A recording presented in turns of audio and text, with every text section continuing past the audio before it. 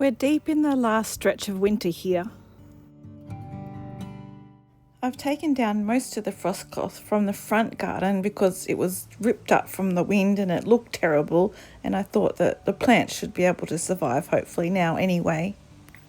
So we got some Isabella grapevine cuttings as well as some quince tree cuttings from Lana, our permaculture teacher.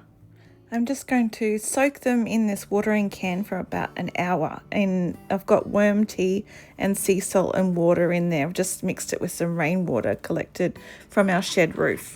We've got to get them in the ground today before the end of winter while they're still dormant. That's the key with deciduous trees. If you wait until there's new growth and budding, they can go into shock. Better to plant now while everything's still quiet inside them. The cuttings were started in sand, which apparently is a great medium for cuttings. It makes sense because it drains well and it doesn't hold too much moisture, keeping them from rotting. Oh, and I've got to show you this seed box, this storage box for seeds.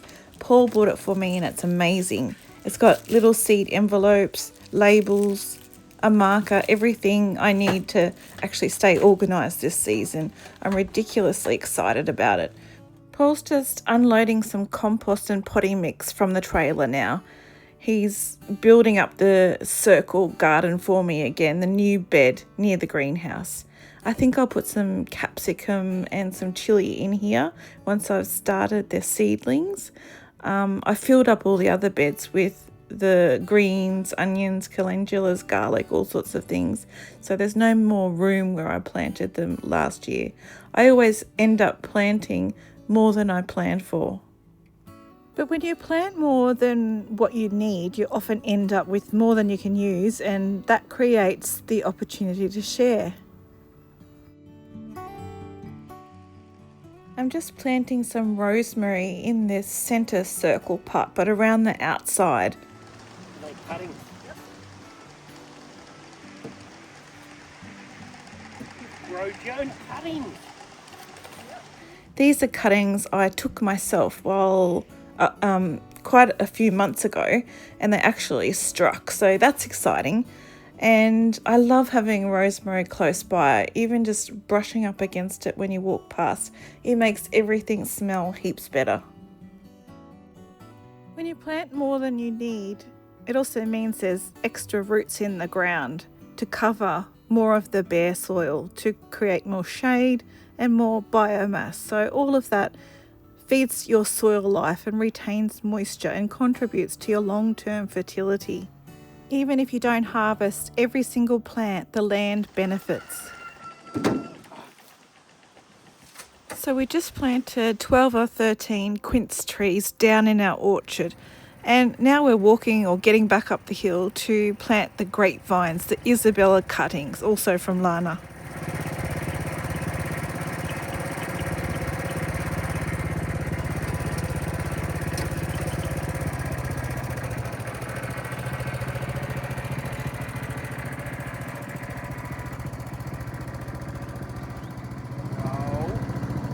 No. Stay.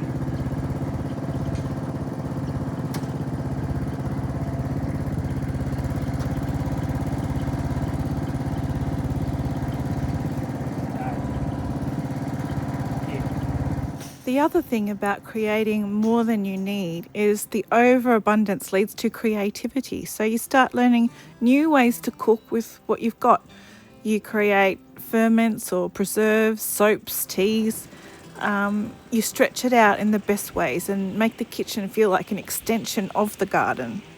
And of course, the more flowers, the more diversity, the more bloom time. It all means better food for your pollinators. So the more you plant, the more life you attract, and it strengthens the web of everything you're building. I'm dipping each cutting in Nutritech platform before it goes in, just to give the roots a little bit of help.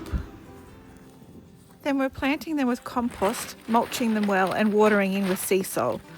The soil's still cold, but it's workable.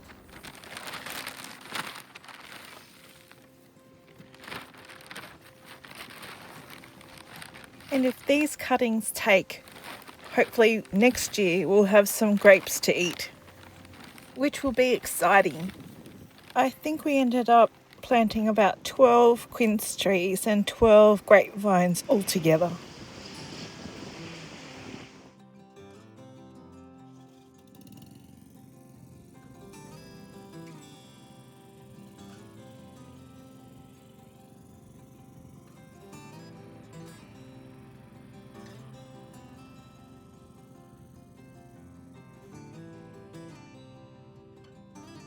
Okay, here we go. The cows are back again. They've broken through the fence from next door. Paul's grabbing the stick and chasing them back out.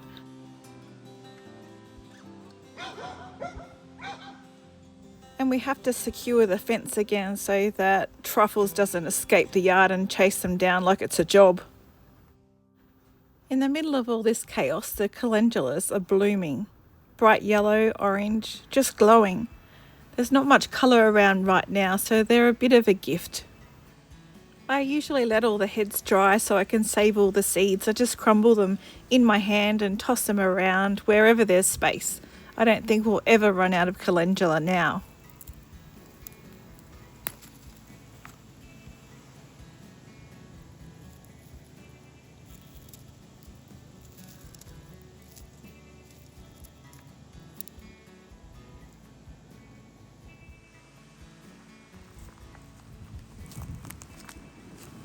And look at this beautiful red grevillea. It's a Juniperina and it looks beautiful against the yellow calendulas. It's a bit of colour in this stillness.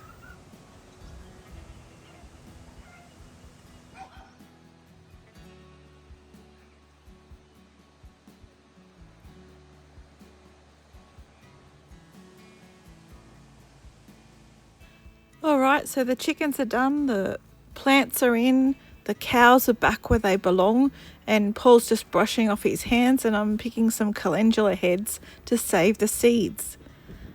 I've got plans to start drying the petals soon too. I made a batch of calendula infused Castile soap with lavender oil last week and it turned out so beautiful. Look at this pretty flower. Hey! Come! Here she is. Good girl! She's got a bone or something. No, it's her collar. Oh, is it? Oh, good girl. You Undone. were waiting at the gate, were you? Oh, good puppy. She's got sore feet. Yeah, come here. Come here. She's been Come here. escaping. Come here. Good girl. Sit down. Sit down.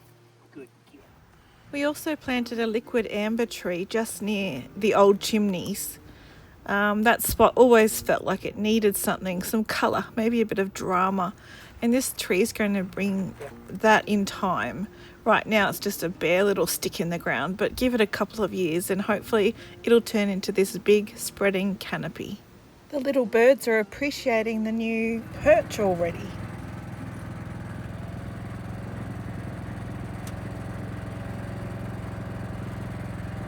We're just going to give it a good watering in and then put some mulch on top.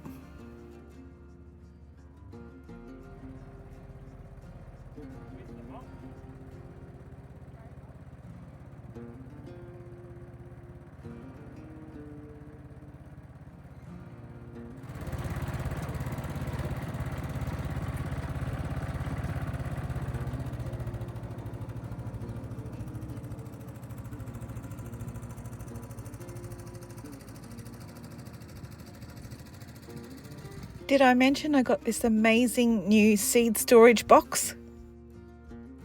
We also planted a purple wisteria next to the shed. This variety is called lavender lace. So right now it honestly just looks like a stick poking out of the dirt, or will do. It's got no leaves at all pretty much, and it's not really any life to look at, but it's hard to imagine that anything beautiful will come out of this. But I know what's coming. Give it a bit of time and she'll come alive. Long trailing vines reaching up and over the shed, thick with soft green leaves. In spring she'll be covered in this cascading colours of lavender coloured flowers like little waterfalls of colour and scent. And the bees will go mad for it. It'll be one of those plants that stops you in your tracks every time you walk by. I can't wait for it to grow. We're hitting a few rocks down here though.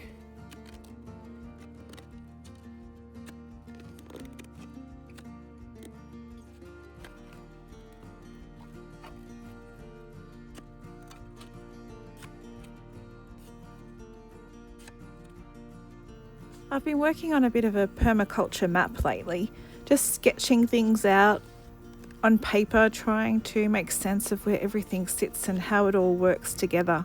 Straight out in the front is the cottage flower garden, still young but starting to take shape.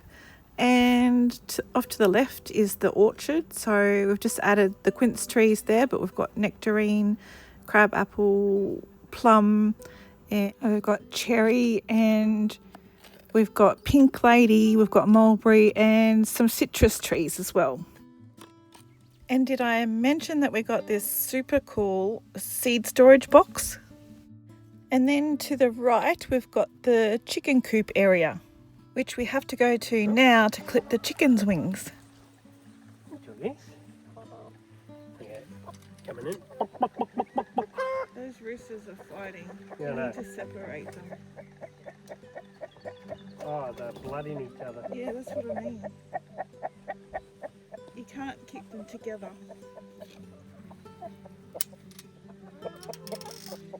They'll kill each other if you let them. Yeah, what are you doing? Come on.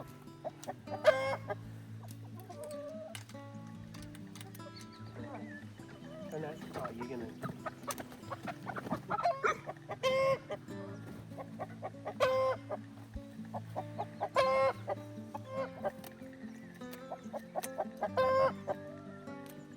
Yep, that's what it probably needs. Yep. What do you mean, no? It's going to be uneven. I'm not really happy about that.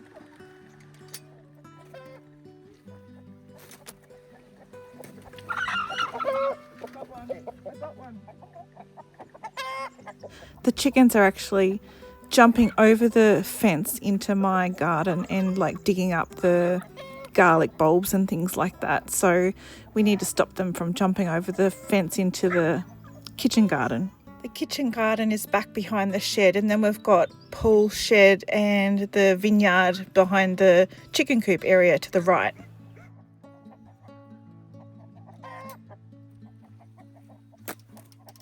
We've got 13 chickens to do. It's not hard, just a bit fiddly. You just clip one wing, just the main flight feathers, so that they need to normally get the lift that they need to fly. It doesn't hurt them at all. It's kind of like trimming your fingernails.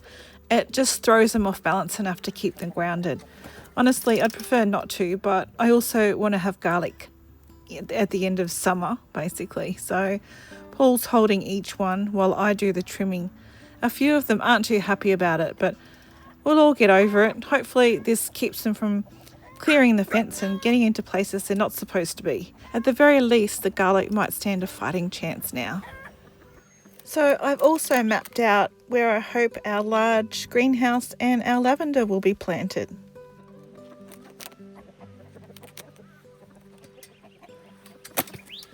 We've also got a guest camping area out the front of our shed in the Chimney Creek paddock.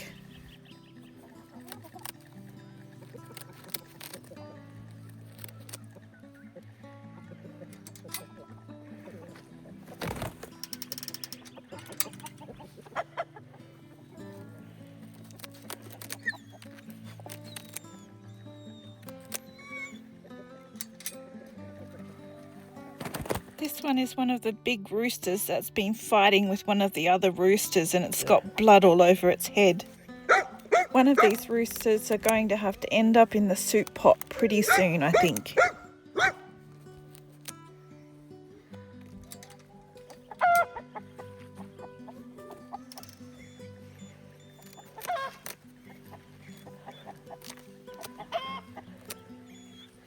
I should have powdered them with lice stuff too.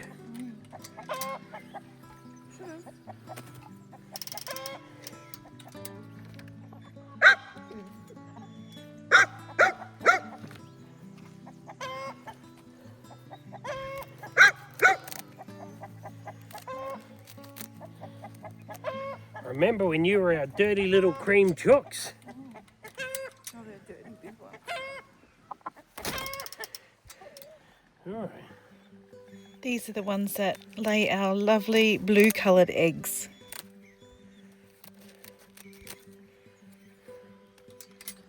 Lucky last.